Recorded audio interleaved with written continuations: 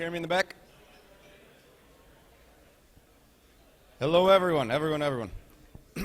So many of you probably know who I am. I am Jeremiah Johnson. I am an assistant professor at the Center for Sustainable Systems at the University of Michigan. You probably know me best as the guy who sends way too many emails asking for you to do reviews of abstracts or please attend ISSST this year. Well, they worked. You're here. We have a great program. Thank you so much for your efforts to make this happen. So I am the program chair. My co-chair, Lisa Lauren at EarthShift Global, is also one who has been persistent in getting the best technical reviews for the best abstracts to create this program. And I've just been so excited for the sessions that I have sat in. There have been really high-quality research talks. They've inspired me for a productive summer of research, new ideas, new potential collaborators. I hope you all feel the same. I think that the program is really top-notch this year. A few housekeeping items. So we have evening activities that you must sign up for tonight, some really good ones. So Rustler's Roost, the touristy of the tourist options. If you opt for that, for any of these, please sign up by 4 p.m. so we have a head count for who's going to participate. For Rustler's Roost, if you do sign up for that one, there is a shuttle bus. Please be at the First Street Valet entrance by 7 p.m. if you want to participate in that one. So a little bit of coordination on that side. Some other great activities. There's sign up for a baseball game, Diamondbacks playing the Yankees. Going down to DeSoto Market, a few good restaurant options down there. Also, Purple Rain. Who here is a Prince fan? Right there. And the rest of you are liars. We're all Prince fans. So there's a Prince tribute band. So that is an option that has a few people signed up, and I know a lot of people want to sign up for that one. So we'll see a lot of participation in that. So please sign up by 4 if you are going to the Rustler's Roost. Be ready for the shuttle by 7. A couple changes to the schedule. So we will have guidebook updated soon. We will have some printed updates to the schedule available soon. They're not quite ready yet. But let me tell you what they are. So tomorrow you will see there's a session entitled Solar PV and Integration. In your printed schedule is at 10:30 a.m. That session will actually be at 8:30 a.m. and the room will change to the PIMA room. So please do attend. Please do mark your printed schedule if you plan on attending. The Solar PV and Integration session is moving from 10:30 to 8:30, moving to the PIMA room. Secondly, we have a PV Summit planned tomorrow. PV Summit will be a great addition to the schedule. It is on the schedule. It's a great component of our schedule.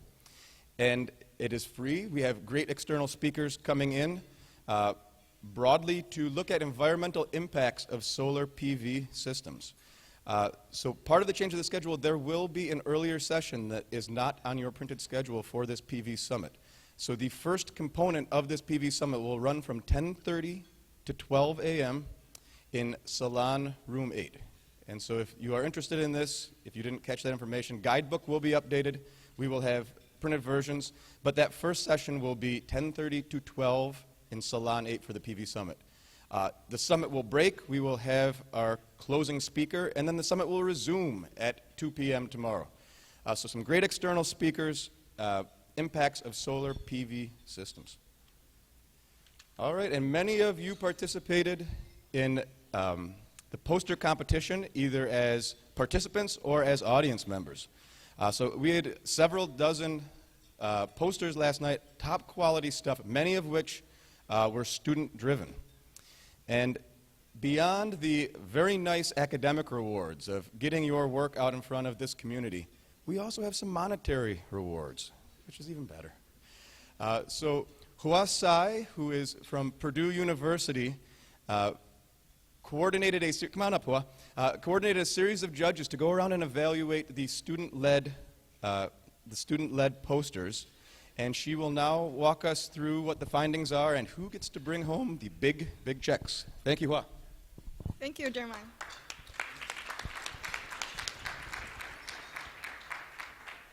All right, it's my great pleasure to organize the student poster competition and announce the results here today. But before we get to the exciting results, I first want to thank all of the student poster competition participants. You all did a great job, so let's give them a round of applause.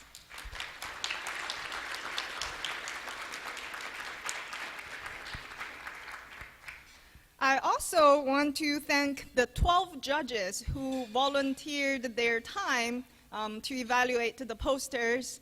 Without them, the poster competition will not be a success. So I will read their names and affiliation. I will ask them to stand up at the end, and we will acknowledge their efforts as well. So the judges are Bill Flanagan from GE, Rebecca Hannes from NREL, Hyun-Cho Kim from Ford, Daharik Malapragada from ExxonMobil Research and Engineering, Tim Scone from Department of Energy, Songjin Lee from University of Michigan Flint, Xiaobo Xue from State University of New York, State University of New York at Albany, Matt Eckleman from Northeastern University, Spelderable from University of Illinois at Chicago, Mike Chester from ASU, Elisa Kindle from UC Davis, Steve Scalos from University of Michigan. So all the judges, please stand up and let's thank their effort. Thank you very much.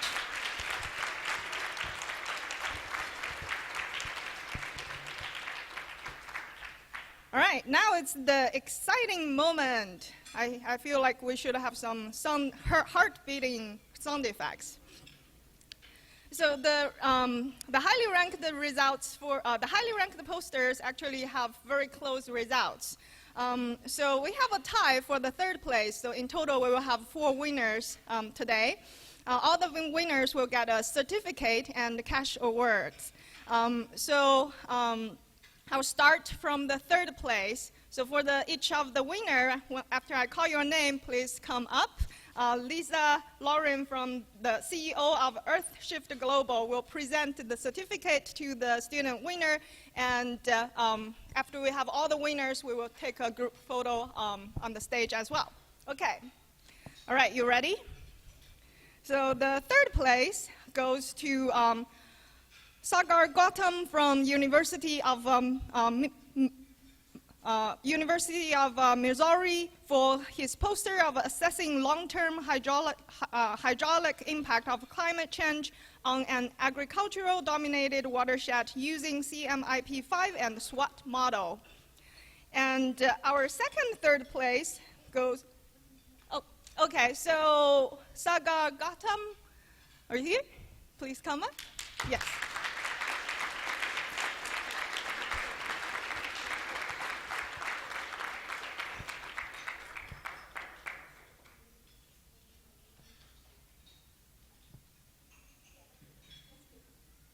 Congratulations. So our third place goes to Marcus Snell from Awesome. If you don't know what Awesome is, make sure you ask Marcus or Tom Seeger because they have very good answers. The title of his poster is Utilizing Resilient Processes to Combat Catastrophic Events. Congratulations.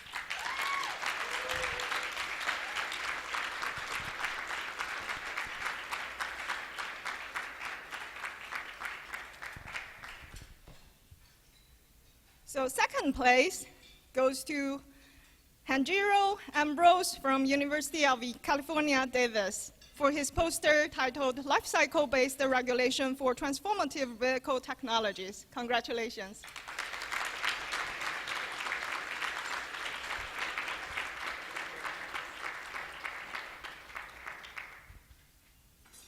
Okay, exciting. First place. The first place goes to Robert Phillips from Northeastern University for his poster, Lifecycle Toxicity Implications of Use Phase Leaching from Cross-Linked Polyethylene Piping. Congratulations.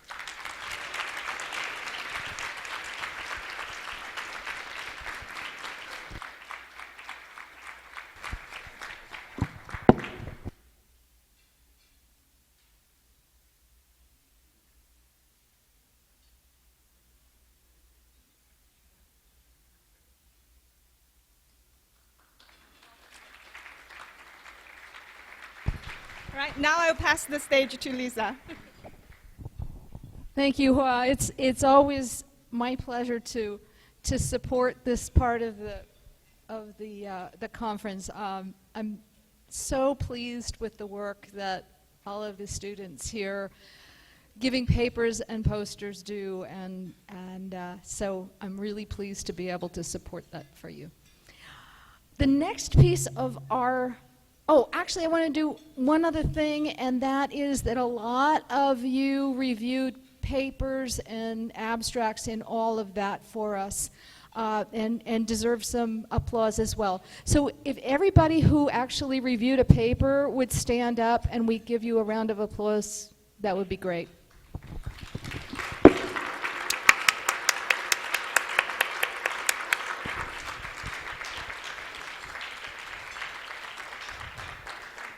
Without you, we can't do this conference, so I really, really appreciate, and I know Jeremiah and Deepak appreciate that as well.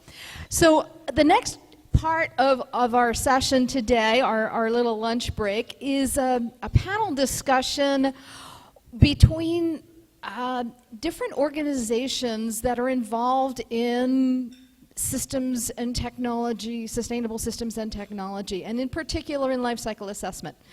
And so I'm going to bring up Claire Nelson, who is going to chair this session for us. She's going to moderate, and the representatives from the different groups are going to come up. So Claire is an amazing woman that I've gotten to know over the last couple of years. She is involved in the Industrial Engineer Society, so she's involved in societies, but she's also a futurist. She thinks about how we can change the paradigms of what we've been doing in the last century to make a more sustainable this century. And so we thought she would be an absolutely perfect moderator for today. And I'm going to turn it over to her now to lead us through this interesting plenary. Thank you. Hello, ISSST. ISSST. Imagine May 17th, 2030. ISSST. And the room is throbbing with excitement. 300 people in situation and 3,000 people in virtual reality watching the proceedings of our annual conference. Because the news is out that the UN Data for Sustainable Development Goals has announced the 30 organizations that have been named the change leaders who have promoted the changes needed to assure the achievement of the Sustainable Development Goals. And guess what? The ISSST network, the alliance, has been listed among that top 30, especially for their role in achieving the goals around resilient infrastructure, sustainable cities, and sustainable consumption and production. So folks, give yourself a hand for achieving it. Come on, clap yourself. Now, is that future possible? Is that future really possible? A dream, a vision in which we achieve something because we have been here. I would like to think it is. And so I would like to think that if you step back in time to 2016, when a group of warriors came together to explore how indeed would they create a future, by asking first the question, what is the future we want? And that indeed is the question, what is the future we want? Because who are we in this room? Who are we? I would like to think of ourselves as co-captains on spaceship Earth, hurtling towards the sea of time. We may also consider ourselves alchemists, seeking to co-create new knowledge ecosystems that will allow us to construct a world of resilience and sustainability. Or perhaps we are the composers and artisans and designers and playwrights that will help to shape from the different strands of ways of knowing this new vision for a thriving, smart future. Smart future. Sustainable, meaningful, aspirational, resilient, and thriving. Because what is it we want? We all want to thrive. So the question is, if we can construct a shared vision, how do we indeed construct that vision? Is there a way that we can step beyond our boundaries and borders of the academe to which the academe to which we are, or the industry in which we work, to create this shared vision? Is there a way that the civil engineer, the industrial engineer, the chemist, and the architect can actually share a vision? Is this possible?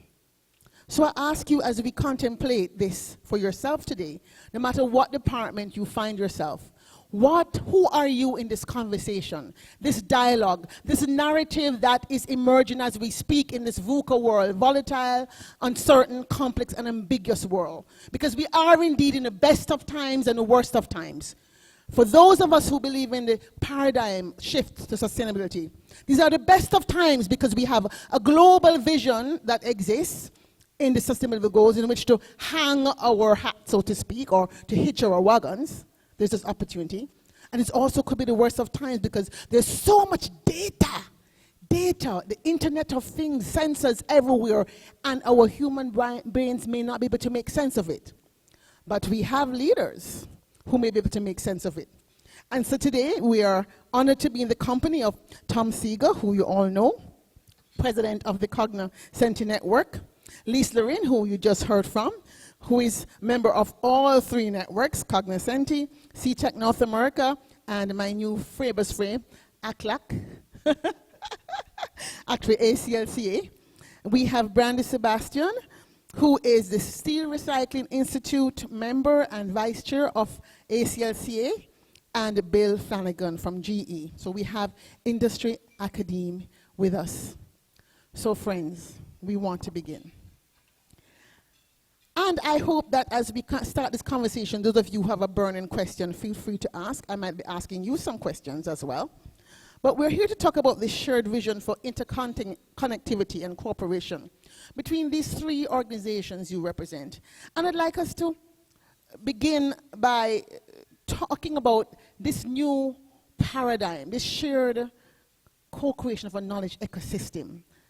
Could you tell us first about your organization? How does that fit into your individual organizations, each organization? Who would like to start? Lise? Tom?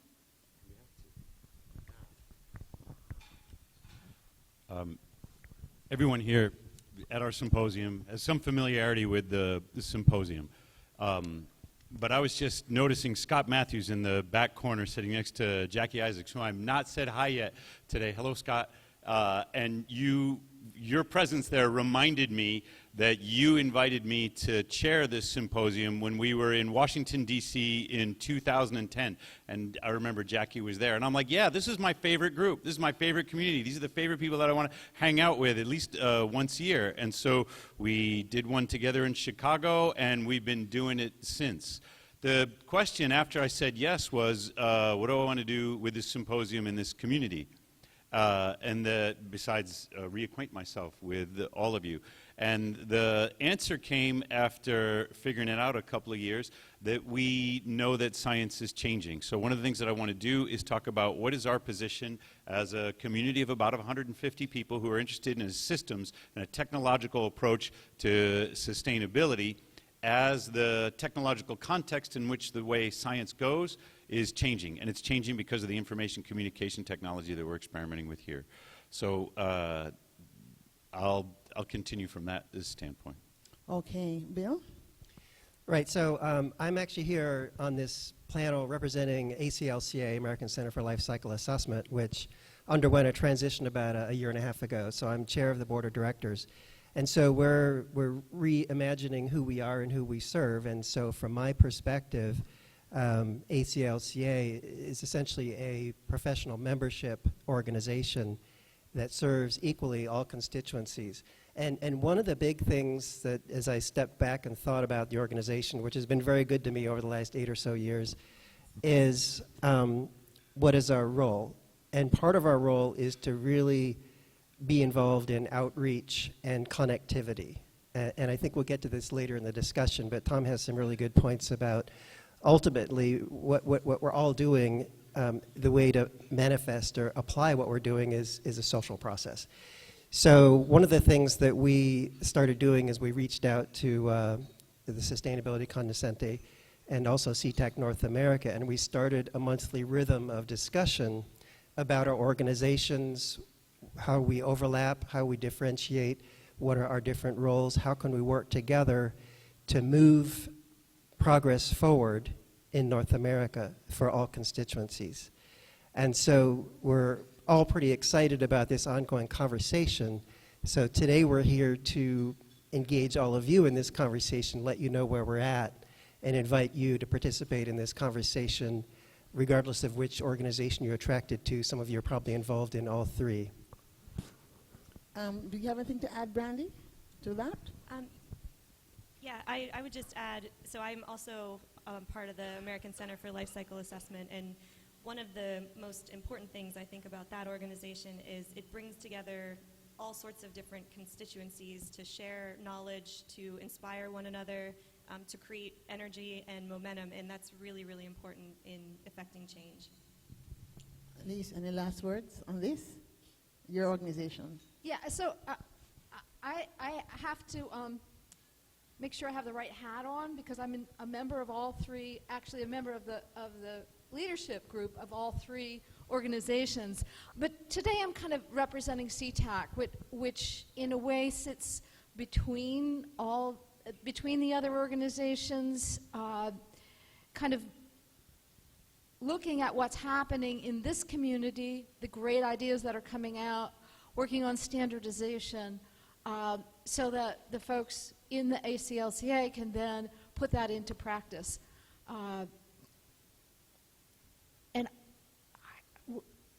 We really have this incredible opportunity with all these three organizations working in this space and being really effective to affect change. So in the audience, how many of you are members of ACLC in the audience? Okay, quite a few. What about SETAC? Okay. And ISST? Well, everybody. Everybody. So it's an organization or it's a community, but it's not an organization at this point, it's a community. We're not a membership-driven organization. If you're here, the word I use is participant. If you're here, you're part of the community. But people who aren't here are also part of the community. We have people streaming online, for example. We want to connect to them as well. In Cincinnati, I tried to explain this term that we adopted, the Cognoscente network. And that talk is online, so you can find it. But I also explained that we're one of, if not the oldest symposium on sustainability in the world. But we didn't always call ourselves sustainability. When Scott was chairing the conference, it was an IEEE conference, and it was along the lines of green electronics or electronics in the environment, I believe. And it served a very important role, particularly for people in electronics businesses. Intel came to mind, who were embedded in environmental health and safety organizations. And Scott and Brad Allenby and some other people realized that the changing context of our relationship with the environment meant that we should change the way we branded the symposium. And so I'm going to blame Scott for this unpronounceable acronym of International Symposium on Sustainable Systems and Technologies, because I didn't make it up. I made up a more ridiculous term called the Sustainability Cognoscente Network. And the idea behind a cognoscente is it's a collection of experts, people with expert knowledge who are acquainted with one another. So it's a bit of a play on words. It's the cognoscente, the people who are knowledgeable, but it's a spelling that also means that you have a friendship with somebody. That's the origin of the term, and the network, if any, that people who are here and people who are affiliated who aren't here belong to. Well, I like the term cognoscente because it sounds like, Illuminati, some mysterious group, but we're not so mysterious. We certainly don't want to remain mysterious because one of our goals we've been talking about since yesterday is how do we spread the message? How do we create an audience beyond the usual suspects, beyond our clan? So as we talk about clans, you then belong to sort of 3 clans, but 1 clan, which is good because we know we can build this global clan community. Tell me about these boundaries. How diffused or diffuse are your boundaries between, say, SETAC and ISST? So for me,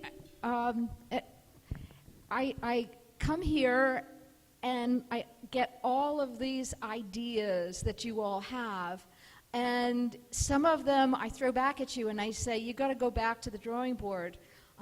You've heard my questions sometimes because this isn't quite ready for prime time yet. But others I take with me, and we go to SETAC and try and get people to start incorporating into day-to-day work. From SETAC, we are actually developing a roadmap, a capability roadmap for lifecycle assessment. And what we're trying to do there is provide all of you with a vision of what we think is important, what we think from a practical standpoint needs, the research that needs to be done. And our next step is actually going to be to try and find funders for you to work on that research.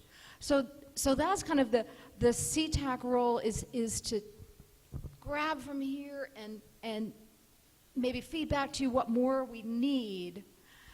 And then hopefully from there, the ACLCA will pick it up and put it into practice, make it so that it actually works and can be used on a day-to-day basis. So from ACLA standpoint, do you think it's really possible to take what they're doing and then move it into what you in the industry are doing? Is it useful? Is there more that could be done? Well, I think maybe another way to characterize this is that ACLCA is where all the professionals from different constituencies tend to convene and share best practices. And so everything that's going on in this knowledge ecosystem, one way or another, feeds into that multiple constituency convening. And I'd also like to add, so my perspective on sort of boundaries, which are sort of a natural human, artifact, there's good and there's bad. So it's good to have sort of a clan focused on innovation. I mean, highly energizing innovation. Every idea is worth pursuing, et cetera. It's also great to have an entity focused on formalizing into things that are ready to adopt. And then there's also a place for just convening and sharing practices across constituencies. But by connecting those clans, we can accomplish more than the sum of the parts. And we can also accomplish the feedback loop so that, hey, did you know what's going on over here? You got to go talk to this person. They've got this great idea.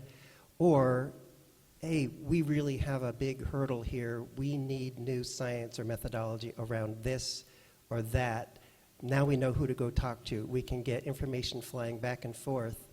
So we kind of thought of this as sort of a linear, innovation to formalization to practice, but in reality, we want it to be more like an electron flowing around through all of these clans. So it's co-create. What I'm hearing, folks, is co-create, share, review, and renew.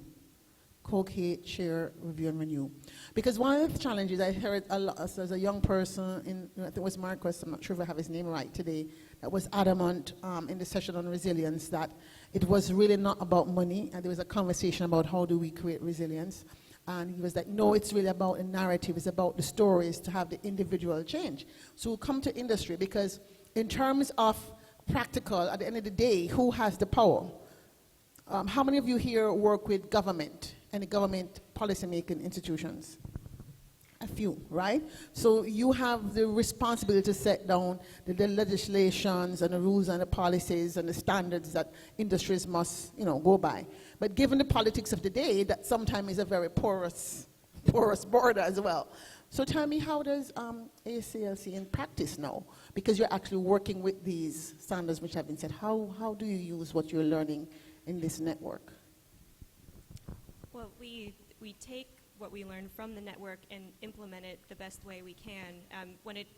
We're rooted in industry, we're rooted in the practical and the implementable, and we don't have the resources or knowledge or time to develop methods and advance the science nor would that be an appropriate role for us. So we look to these networks for advanced science, feedback, what we need and if it's working or not, and then we build on it and implement it to the best that we possibly can. And I think that's how this whole thing works. So come back to you, Tom, as the convener of this robust group. How then, as we go forward, because one important thing for this year, which I'm excited about, is a very heavy focus on where do we go from here?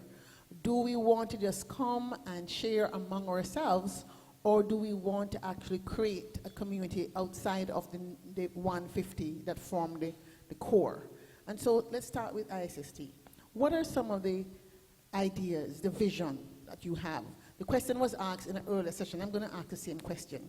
If we are in the best of times and we have an opportunity at the global level to say, these countries say they want to have sustainability and you are part of this knowledge land, what is the vision you think by being in this network you can bring to the table that's going to make that difference? Well, Clara, you're going to get to know me better, and you're probably not going to describe me as practical the way that Brandy describes the Center for Lifecycle Assessment. One of the best ways to get me to do something is to tell me it'll never happen.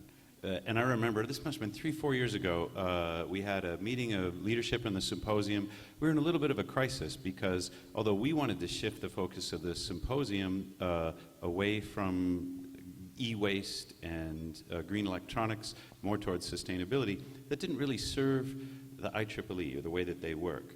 And I don't know, Scott, we missed a couple of annual reports or something, and the IEEE sent us a letter essentially kicking us out. And when we were together, somebody said, well, we're not going to start our own 501c3. And I wrote that down. I thought that was a good idea. They said, well, we're not going to start our own, professional society, our own journal. And I wrote those things down. I thought those are good ideas, So we recreated a lot of things in this legal entity called the Sustainability Cognoscente network when they didn't appear as practical at first. So I get the difference between incremental change and quantum change, and I think we need the mix of approaches. Lisa said that she comes here to get new ideas, and they don't all work. But sometimes those new ideas make a progression from kind of the quantum creative leap into practice. Once it becomes codified as best practice, it can lift everyone up to a level at which they get stuck. Sometimes what you thought was the foundation, Dave Woods was saying earlier, becomes the ceiling because we sort of get locked in. We get locked in by bureaucracies, we get locked in sometimes by cultural expectations, and I wanted a community that wasn't locked in. So now we try a lot of stuff and we figure out whether it's practical. If you were here for Gary Dirk's plenary talk, one of the things that we were trying is stuff with the audio, and it didn't work at all until we made some adjustments, and now it does work. So this is the way, and it's frustrating for some people, but this is the way that the symposium has moved forward. Trying things, see what works, adapts. I want to ask if anybody in the audience has a burning need to counteract anything that anybody says, or burning need to agree to anything that, that Tom has just said on the issue of the fact that we can get stuck in best practices, not recognizing that changes are constant, and therefore as new technologies emerge, how is AI, for example, going to even shift the business of decision making? Anybody has any question you want to ask right now before we move on? No? Wow. We have an extremely polite audience. I'm not used to this. I'm Jamaican. Okay, so do you have a different... Okay, here we go. My question is, there was some discussion about subject matter expertise and bringing together this community as a community of subject matter experts. And I'm curious about if there is any movement to move outside of that network of subject matter experts and bring in artists, musicians,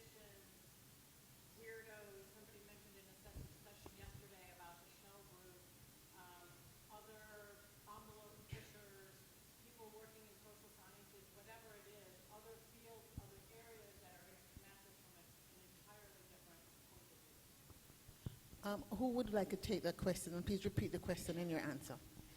So I'm attracted to your comment about weirdos. What was the question? Okay, so her question was, so there's been a lot of talk about pulling together subject matter expertise, right? So we know who to go to, but pulling in a much wider spectrum, so artists, musicians, weirdos, etc. I didn't hear anything after weirdos.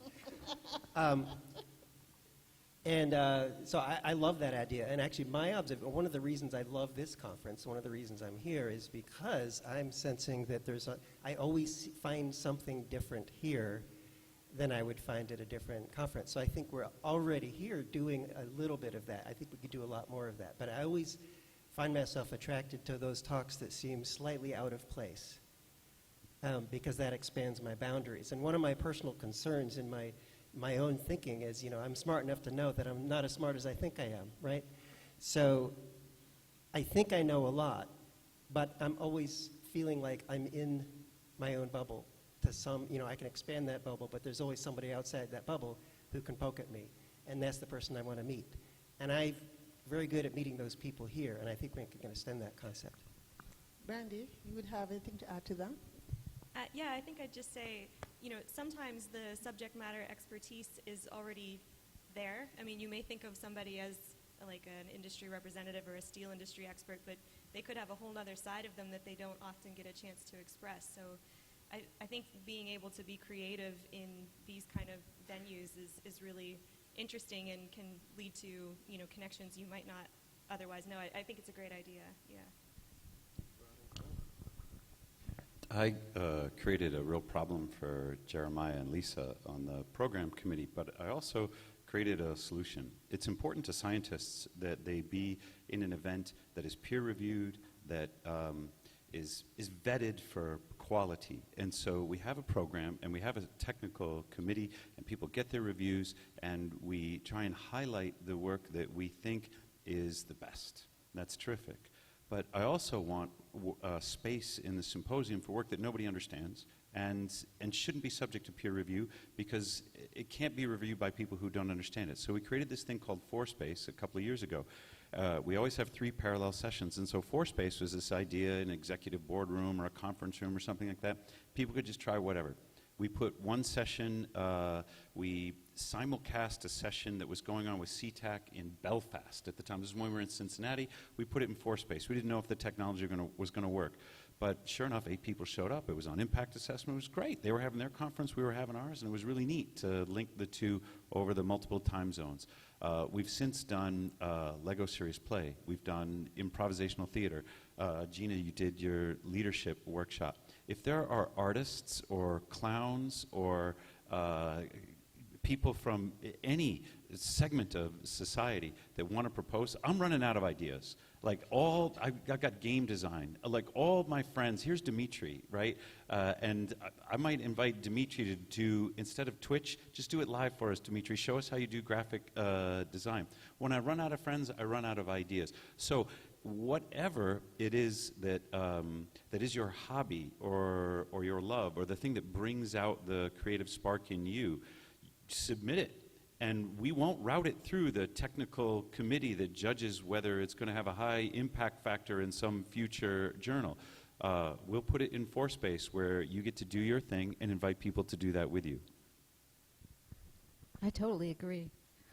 We did actually try a few years back when we were still with IEEE to join up with a more socially or sustainability-oriented group.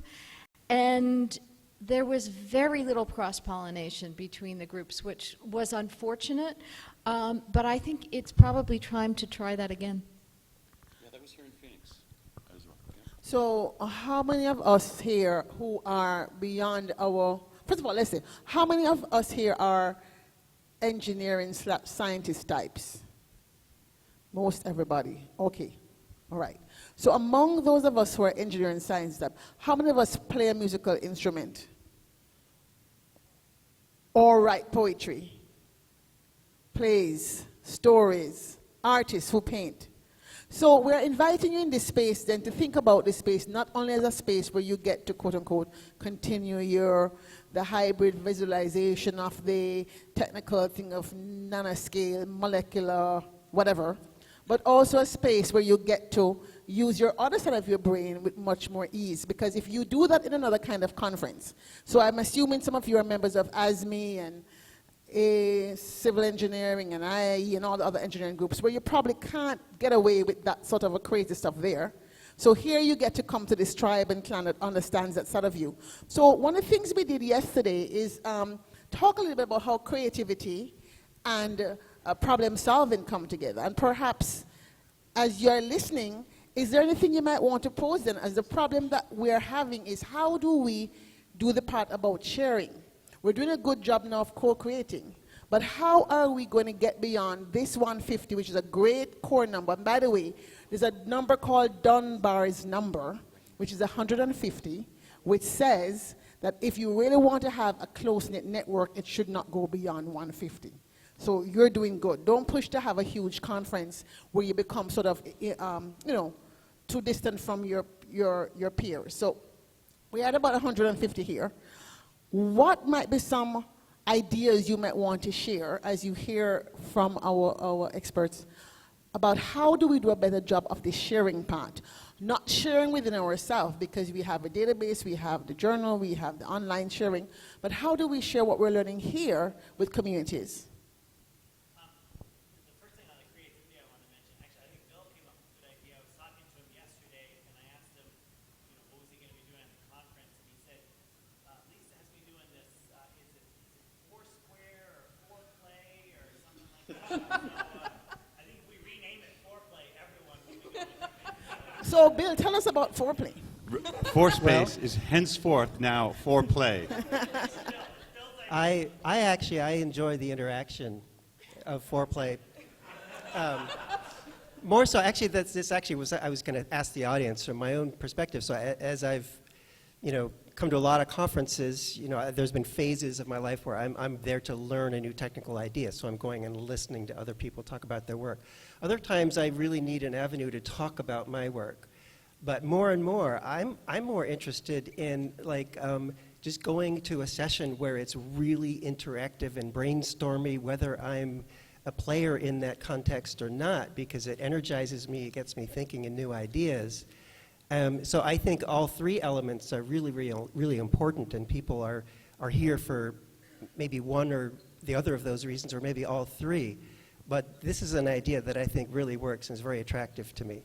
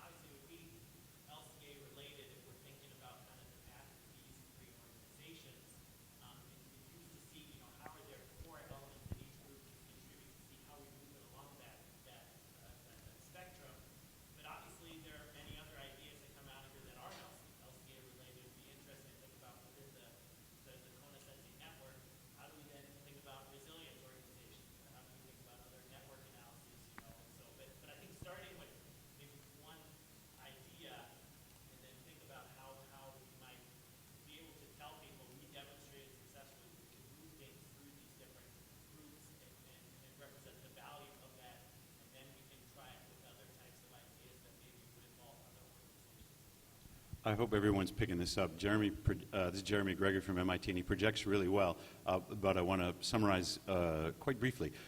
From innovation to incubation, and then implementation. This is the progression of an idea from the university into industry. And Jeremy does a lot of work with industry partners who are concerned about how to capitalize essentially on the knowledge that is created in universities. And Jeremy, you were saying that mapping that transfer mechanism into the organizations. We see one in innovation and another in reduction to practice, codification, standardization, and another in implementation and mastery in practice.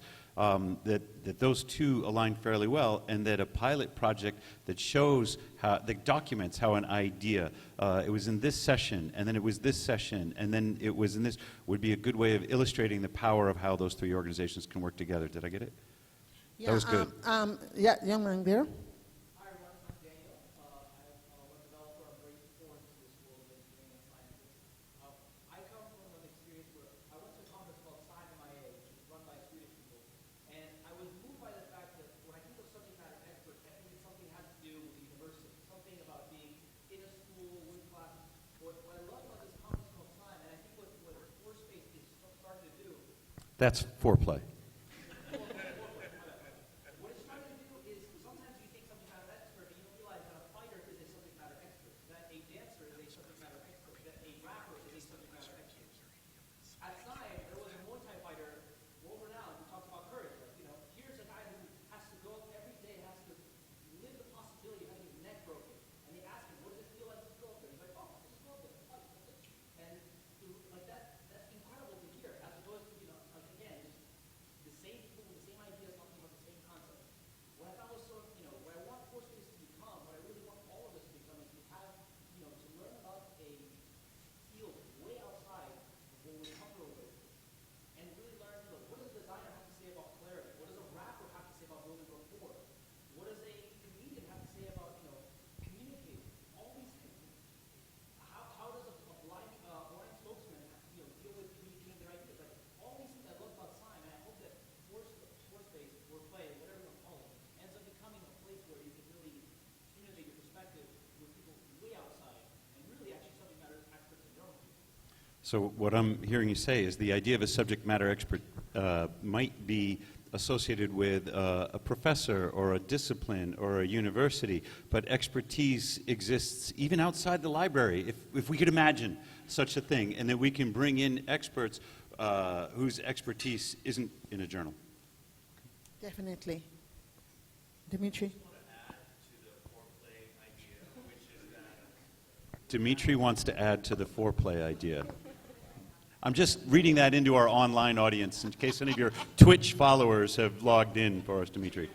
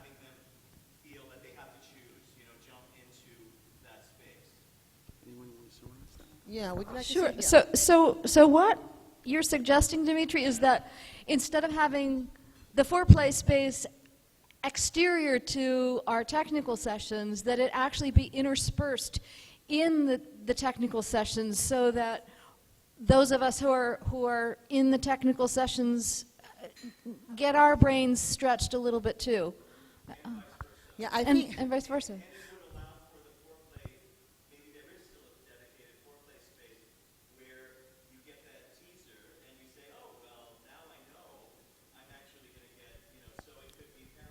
So we've organized this so far as if the foreplay were a playground, like recess. Here's class, and there's recess playground.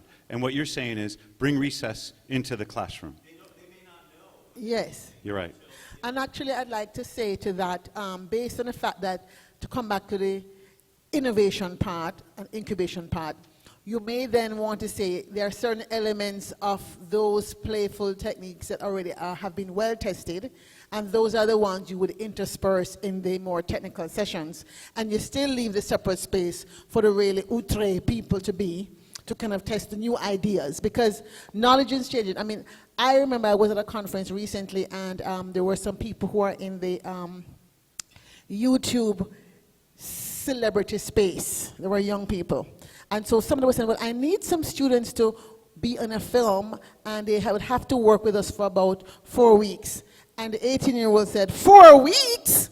And I'm like, all of us who were like over 50 like fell out laughing, because for them that was a long time of their life to give up. And she's one of the people who are like in demand in YouTube. So I said, wow, it's a whole new world I'm not aware of. But it seems as if we're talking to two different audiences. And to come back to the issue of audience and education and outreach, if we are going to have an impact beyond the current spaces that we influence, if we're going to move towards thought leadership, as Dr. Dirk said yesterday, beyond the norm, the people who already know we exist, what are the ways in which we really can expand this circle of influence in terms of industries that are not yet a part of ACLC? If there are people who are not doing LCA, like the MCDA people, but are still working on decision-making strategies, how do you also bring those into the conversation of how you create a knowledge ecosystem that supports sustainable decision-making? Who wants to start? How can we go beyond this? What are the ideas you might want to put out and see what you get back? One of the things that I see with the conversation that actually Bill started, thank you, Bill, between these organizations, it's kind of a precursor to that. It's that now we can actually fast loop these ideas into practice. Because we're now actively talking to each other, we can start to move these good ideas out of the Cognoscente ISSST group into practice through SETAC and into ACLCA a lot faster. And I think that's going to be something that's going to give us better tools for assessing sustainability.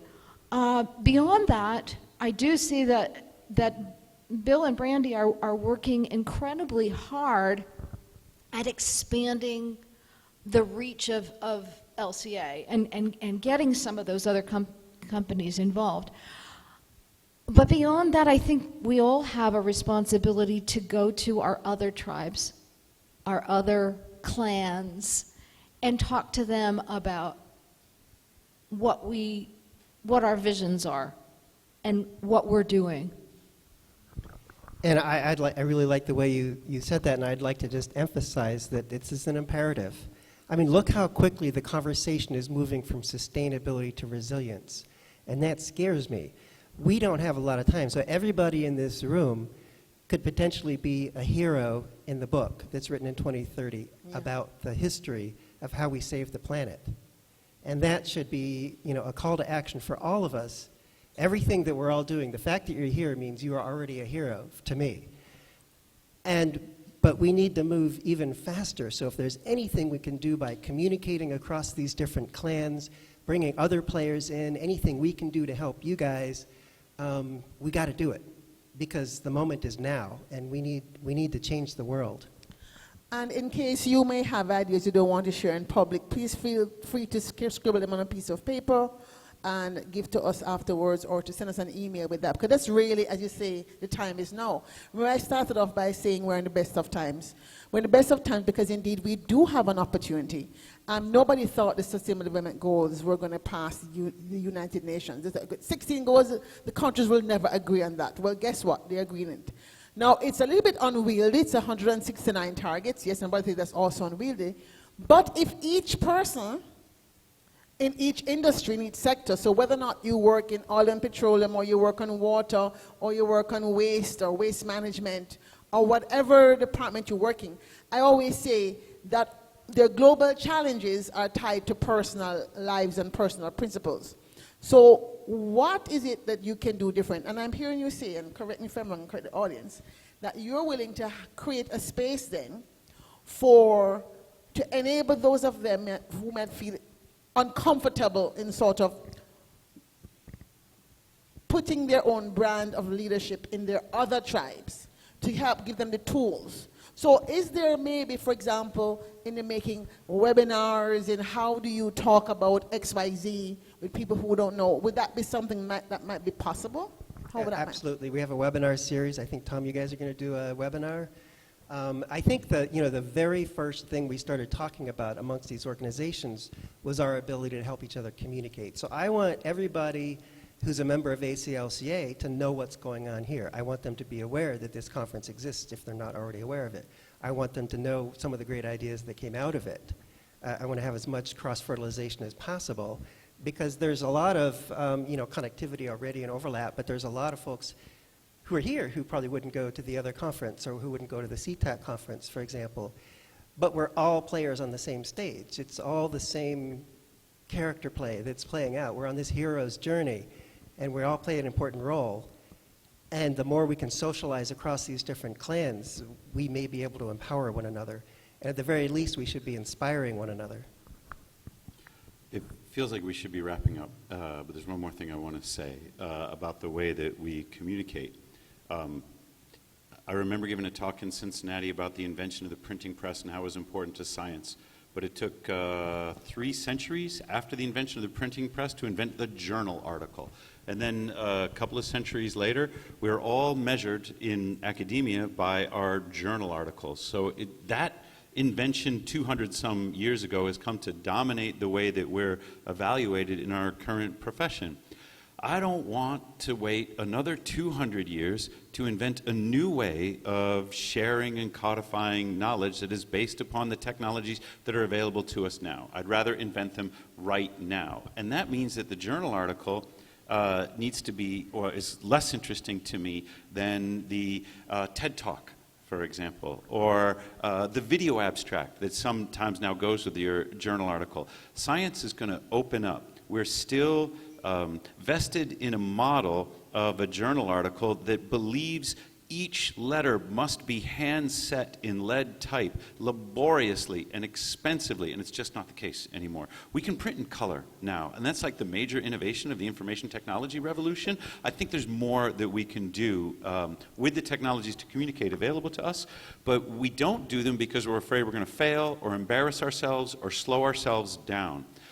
So, what I'm trying to create is a place where we fail and embarrass ourselves. I'm probably doing a good job.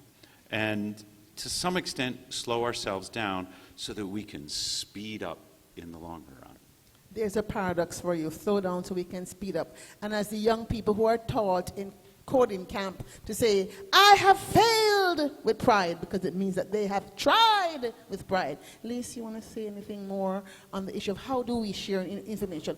For me personally, I must tell you that I'm among those that have been in trouble in my job because I didn't write enough in the weighty tomes of academia.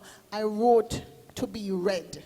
And so that's always a challenge. So how many of us can then help to move this agenda along? Because if you write only for journals, then you're only speaking to yourself. If you begin to write for the popular magazines or create your own vlog or just a video log or something, you are now beginning to educate and becoming a thought leader in this space. And we really need to have more of that. What I really want to say is that you all really are heroes. You'll see on our website now that I go to other conferences to teach. I come here to learn. And I learned from all of you who are coming up with these great ideas that we can then put into practice. And this is the place that gives me hope.